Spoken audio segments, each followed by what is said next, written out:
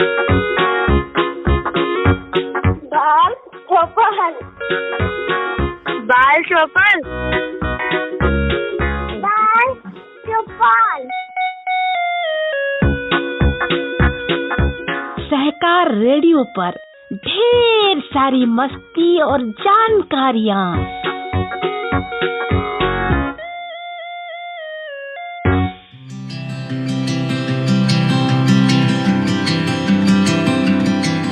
Hello बच्चों, सहकार radio के कार्यक्रम बाल चौपाल में आज आपके साथ हूँ मैं सुनीता। आज मैं ज्ञान विज्ञान की श्रृंखला में आपको सुनाऊंगी बत्तखों की कहानी। बत्तखें गीली क्यों नहीं होती। इस पुस्तक के लेखक हैं ऑगस्टा और इसे चित्रों से सजाया है लियोनार्ड के ने। आपके लिए हिंदी में अनुवाद किया है जाने माने विज्ञानी अरविंद गुप्ता ने। इसे हमने साभार प्राप्त किया है www.arvindgupta.toys से। तो सुनो, बत्तखें गीली क्यों नहीं होती।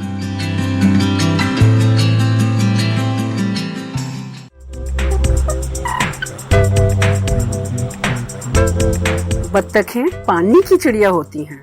पूरे दिन वो पानी में अंदर बाहर आती जाती हैं। कभी अंदर, कभी बाहर, कभी बाहर तो कभी अंदर। वो चाहे कितनी बार पानी में जाएं, बत्तखें कभी गीली नहीं होती। बत्तखें वाटरप्रूफ होती हैं। हर एक बत्तख वाटरप्रूफ इसलिए होती है क्योंकि उसकी पूंछ के पास तेल ग्रंथियां होती हैं, ऑयल ग्लैंड्स। अपनी चौड़ी चोंच से बत्तख उन तेल ग्रंथियों को चाटती है, फिर वो उस तेल को अपने सारे पंखों पर रगड़ती है। चोंच से पंख संवारने को प्रिनिंग कहते हैं। बत्तखें चोंच से अपने पंख संवारने में घंटों बिताती हैं। इस प्रकार वो अपने पंखों को तेल से ढक लेती हैं। बत्तखों के पंख इसलिए गीले नहीं होते क्योंकि तेल और पानी आपस में मिलते घुलते नहीं हैं। बत्तखों के पंखों पर गिरा पानी तेल के कारण एकदम फिसल जाता है। आप चाहें तो इसे सिद्ध कर सकते हैं। आसपास के पार्क में से कुछ चिड़ियों के पंख इकट्ठे कर लें, फिर एक पंख पर पानी छिड़कें और पंख गीला हो जाएगा। क्योंकि ज्यादातर चिड़ियों के पंख वाटरप्रूफ नहीं होते। फिर घर में से कोई तेल लें, खाने का तेल, और उसको हाथ में लगाकर एक दूसरे पंख पर लगा लें। अच्छे से पंख पर तेल लगाएं और फिर अब इस पंख के ऊपर पानी छिड़कें, पानी डालें, कुछ भी करें, पंख गीला नहीं होगा और पानी फिसल जाएगा क्योंकि तेल और पानी आपस में घुलते मिलते नहीं हैं। प्रयोग के लिए आपको चिड़िया का पंख ना मिले तो कोई दूसरी तरह से भी प्रयोग कर सकते हैं। जैसे भूरे कागज की 2 थैलियाँ ले लें और एक थैली पर तेल पोत लें, फिर दोनों थैलियों पर पानी छिड़को। तेल लगी थैली गीली नहीं होगी क्योंकि तेल और पानी आपस में मिलते घुलते नहीं हैं, जबकि दूसरी थैली गीली हो जाएगी। कागज की थैली गीली होकर फट भी सकती है। तेल लगे होने के कारण बत्तख के पंखों के अंदर पानी नहीं जा सकता। बत्तखें अपना ज्यादातर समय पानी में ही गुजारती हैं। वो पोखरों और तालाबों में, छिछले नालों में और दलदल में छपा के मारती हैं। पानी भरे डबरों और गड्ढों में पूंछ ऊपर करके खड़ी हो जाती हैं। ये नजारा आपने जरूर देखा होगा। बत्तख का सिर पानी में और पूंछ हवा में। जब बत्तखें ऐसा करती हैं तो असल में वो अपने लिए खाना तलाश रही होती हैं। वो जालीदार पैर चलाकर पानी में आगे बढ़ती हैं और अपनी चौड़ी चोंच से पानी की लंबी घास और खरपतवार को खींचती हैं। पिंटल और मलाड़ बत्तखें पानी में घास और जंगली धान में बीजों और कीड़ों की तलाश करती हैं। नीले पंखों वाली टील बत्तखें पानी में जंगली धान के साथ साथ कीड़े, सीप, क्रेफिश और केकड़े खोजती हैं। शवलर बत्तखें छिछले पानी में चलती हैं। वो चोंच से तलहटी की मिट्टी खोदकर ऊपर लाती हैं और फिर उसे छानकर उसमें से बीज और पानी के छोटे पौधे खोजती हैं। इसी तरह वे अपनी चोंच से पानी छानकर उसमें कीड़े मकोड़े, श्रिम्प खोजती हैं। जंगली बत्तखें पानी के पौधे खोजती हैं। वो खरपतवार, घास के बीज, जंगली धान, कमल के बीज और फलों की गिरियां खाती हैं। बहुत सी बत्तखें गोताखोरी में बहुत कुशल होती हैं। कुछ बतखें बहुत गहरी झीलों के तल तक डुबकी लगाती हैं। वो 100 फीट तक की गहराई की डुबकी लगा सकती हैं। क्या आप जानते हैं 100 फीट कितना होता है? 10 मंजिली इमारत की ऊंचाई जितना। बतखें पानी के अंदर 300 फीट दूरी तक तैर सकती हैं, पर जब वो ऊपर हवा में सांस लेने आती हैं, तो वो बिल्कुल सूखी होती हैं। कैनवस बैक बतखें पानी में जंगली अजवाइन यानी सेलरी और शेलफिश के लिए डुबकी लगाती हैं। हार्ली क्वीन बतखें पानी में कीड़े और मछलियाँ खोजती हैं। बुफेल हेड बतखें भी वही करती हैं। मेरगनसर बतखें बड़ी मछलियाँ खाने के लिए डुबकी लगाती हैं।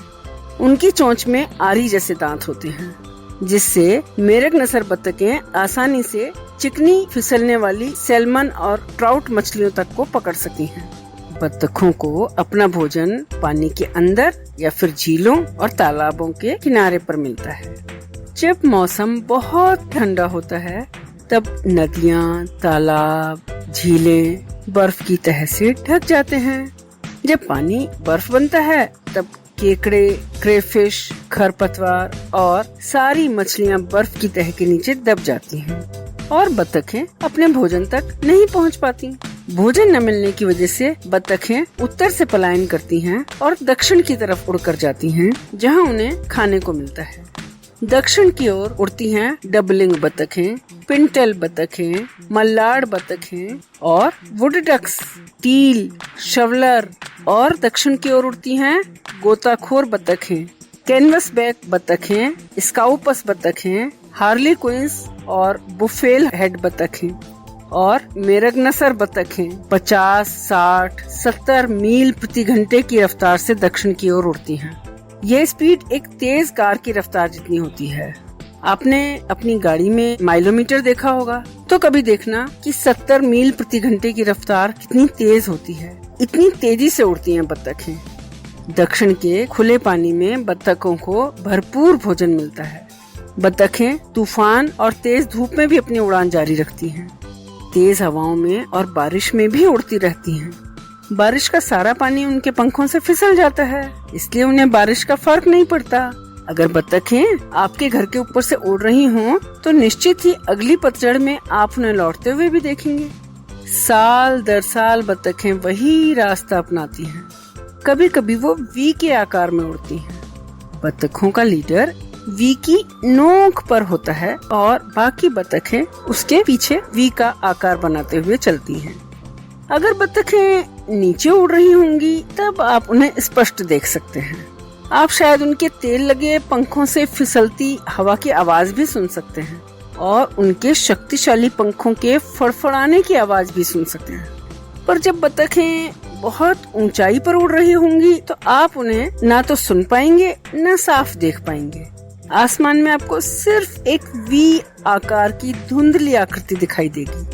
बतखों के आसमान में उड़ने का यही एकमात्र सबूत है।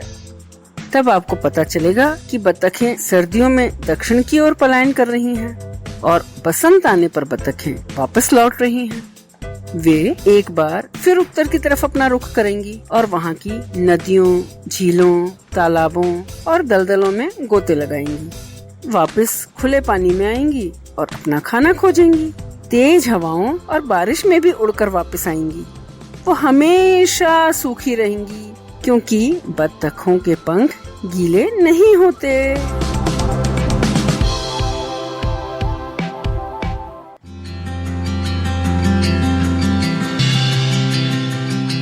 तो बच्चों, आप सुन रहे थे सहकार रेडियो का कार्यक्रम बाल चौपाल। ये थी ज्ञान विज्ञान की श्रृंखला में बतखें गीली क्यों नहीं होती।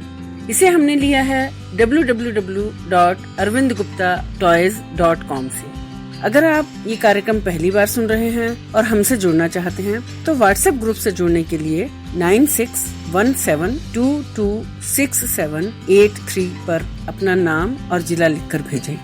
फेसबुक से जुड़ने के लिए पेज लाइक करें, या फिर अगर आप हमसे यूट्यूब पर जुड़ना चाहते हैं तो हमारा चैनल सब्सक्राइब करें। सभी लिंक डिस्क्रिप्शन में दी गई हैं। तो आज के लिए बस इतना ही। अगले हफ्ते ऐसे ही किसी और कार्यक्रम के साथ फिर मिलेंगे। तब तक के लिए दीजिए मुझे यानी सुनीता को इजाजत। बाय बच्चों।